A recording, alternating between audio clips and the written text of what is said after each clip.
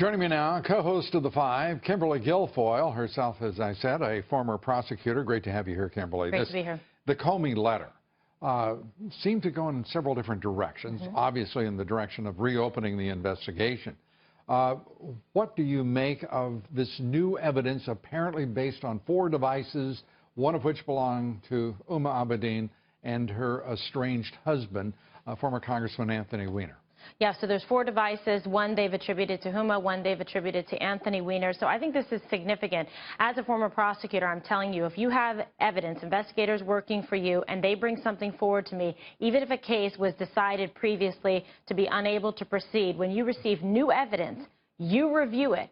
You get a sense of how significant it is and whether or not the case could be reopened. He wouldn't be bringing this forward and putting that letter out if he didn't have something of serious consequence.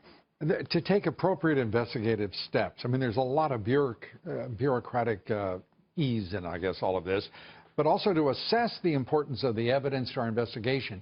You would think that he had assessed that importance before intervening in what is a presidential election 11 days hence. Yeah, it is. It's significant to be able to go forward and to make this kind of statement, which tells me that he has been able to assess at least a portion of it. Now, there are thousands of emails, multiple devices, and you had Catherine Herridge reporting that specifically they have not made the determination as to whether or not any are classified. As a former prosecutor, are you surprised that these devices weren't already part of what the FBI had gone through, given the relationship? I mean, a husband and wife, she is number 2 in the Clinton organization? It's common sense, isn't it? And Donald Trump raised the issue way back in August, saying about the nefarious relation between Huma Abedin and Anthony Weiner, and an issue of judgment, and Hillary Clinton. So you've got those devices, of course, and then families and couples have cloud sharing with multiple devices. So there was probably something they stumbled upon, like they said, but something of significance. There could be obstruction of justice. There could be perjury charges. And no, I'm not surprised that they didn't willingly turn over these devices that could have been pertinent, because they were trying to avoid detection for their crimes and misdeeds to begin with, which is why they deleted, destroyed, bleach bits, and took hammers to devices.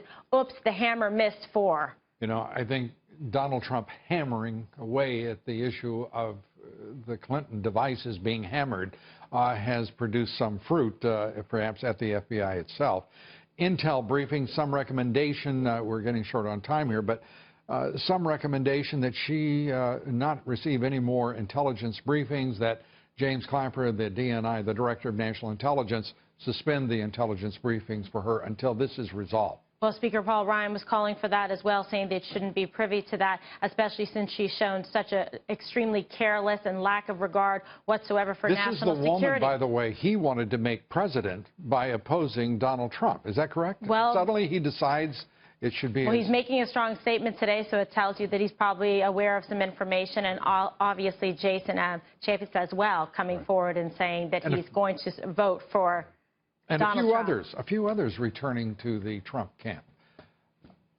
Timely, don't you think? I think so. It's Kimberly a huge story. Great to have you here. Thanks so much. Appreciate it.